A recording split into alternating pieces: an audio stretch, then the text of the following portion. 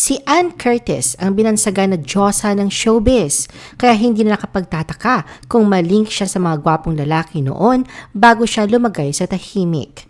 The Philippine Showbiz List presents mga gwapong lalaking na link kay Ann Curtis. Chubby Del Rosario. Taong 1997 nang unang ipareha sina Ann at Chubby sa GMA Youth-Oriented Program na TGIS. Ang bago sa mata nilang tambalan ay naging popular at matagumpay, kung saan nabigyan pa sila ng mga proyekto hindi nga lang sa telebisyon, kundi maging sa big screen. Dahil na rin dito naging malapit sina Ann at Chubby sa isa't isa at nakapagpalagayan ng loob. Kinalaunan ng kanilang on-screen chemistry ay tumawid sa labas ng kamera. Pero dala na rin ng kabataan, ang kanilang espesyal na ugnayan ay hindi na umusbong pa. Huli sila nagkasama sa 2002 GMA drama series na Ang Iibigin Ay Ikaw. Ito rin ang huling regular show ni Chubby bago siya umalis sa showbiz. Ganun pa man ang mga pangyayaring ito ay hindi nakahadlang kina Ann at Chubby upang ipagpatuloy ang kanilang magandang nasimulan. Sa nakikita ngayon masasabing maayos ang pinagtapusan ng kanilang relasyon at kahit panilisan ni Chubby ang industriya ay napanatili nila ang kanilang samahan bilang magkaibigan. Katunayan bukas si Ann sa pagsasabing si Chubby ang kanyang first and only love team. Samantala sa isang interview sa kanya noong nakaraang taon sa Fast Talk with Boy Abunda, inamin din ni Ann na si Chubby ang kanyang puppy love at sobrang sweet nga raw nito. Patrick Garcia. Hindi man nagkaroon ng relasyon, minsan namang inamin ni Ann na kabilang siya sa mga kababaihang nagka-crush noon sa 90s matinee idol na si Patrick Garcia.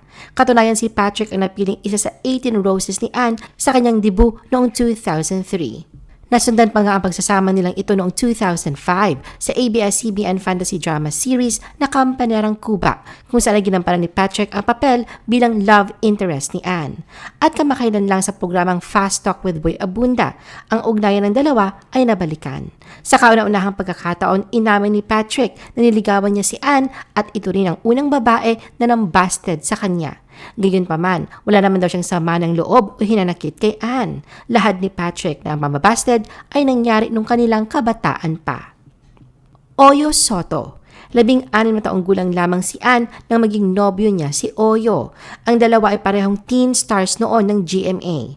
6 na buwan na niligawan ni Oyo si Ann, kung saan ang kanilang relasyon ay tumagal ng mahigit 2 taon bago ito nauwi sa hiwalayan. Ayon kay Ann, growing up together ang meron sa kanila. Inamin din niya na hindi niya agad natanggap at talagang iniyakan niya ang breakup, lalo pa at si Oyo ang itinuturing niyang first love.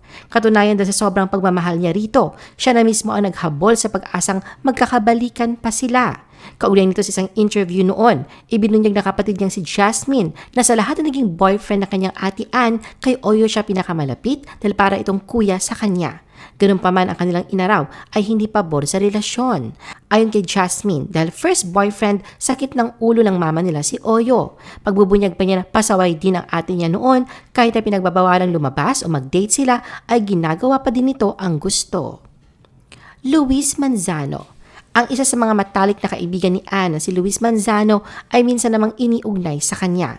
Ang dalawa ay nagkasama sa ilang programa ng ABS-CBN tulad ng teleseryeng Kampanarang Kuba.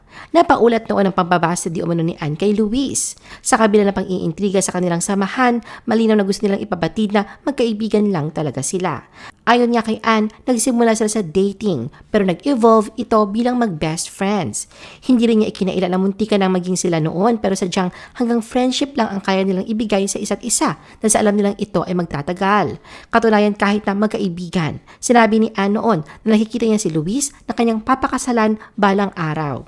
Masasabi ngang malalim ang samahang nabuo ng dalawa. Katunayan kahit na committed na sa iba si Ann, bukas din si Luis sa pagsasabi na soulmate silang dalawa. Para nga daw sa kanila, something very special ang mayroon sa relasyon nila kung saan ay nalagpasan na nila ang lahat tulad na lamang ng pag-uugnay sa kanila. Paliwanag pa ni Luis, hindi ibig sabihin na soulmate ay nangangahulugan na ito na kailangan mong nasa isang romantic relationship.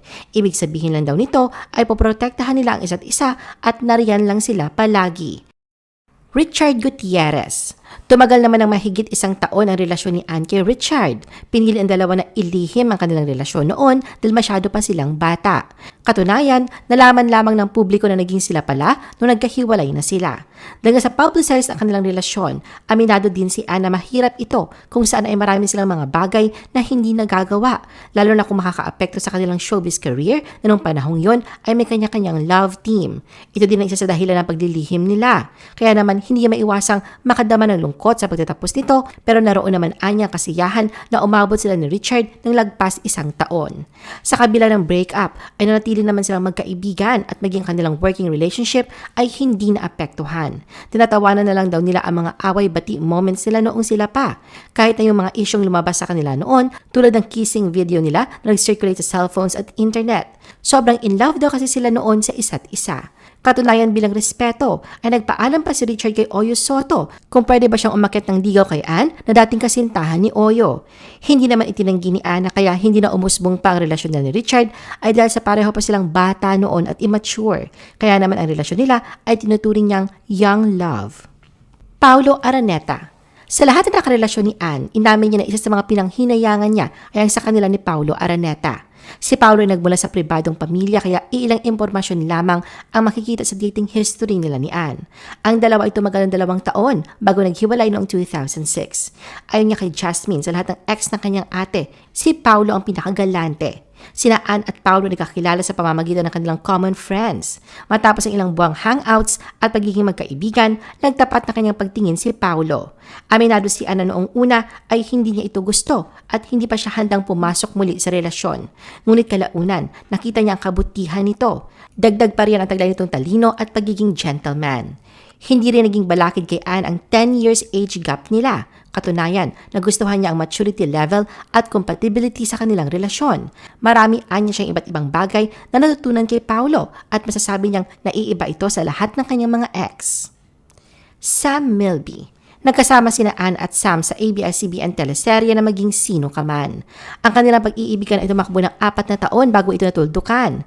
Giniit naman ng dalawa na walang third party, ngunit isa sa tinuturong dahilan ay ang kanilang hectic work schedules. Aminado rin sina Anne at Sam na matindi ang epekto ng breakup sa kanila. Sa kanilang on and off relationship, nagpahiwatig si Sam na si Anne ang tumapos nito. Anya, matagal siya nakapag-move on at umasa pa nga na magkakabalikan sila. Maging si Anne ay ganun din ang naramdaman. Pagbubunyag pa ni Jasmine na sa lahat ng naging nobyo ng kanyang ate, si Sam ang talagang sobrang iniyakan nito. Nagtapos man ang kanilang relasyon, nanatili naman silang magkaibigan. Katunayan, bukas si Anne sa pagsasabing si Sam ang tinuturing niya bilang ang kanyang greatest love. Derek Ramsey. Kabilang naman si Derek sa nabighani sa taglay na kagandahan ng pabansang Diyosa. Katunayan, bago pa man nagkatambal sa big screen, malapit na sila sa isa't isa. Sa isang interview noon, inamin ni Anne na niligawan siya ni Derek pero hindi daw naging sila. Ito anya yung panahong kahihiwalay lamang nila ni Oyo.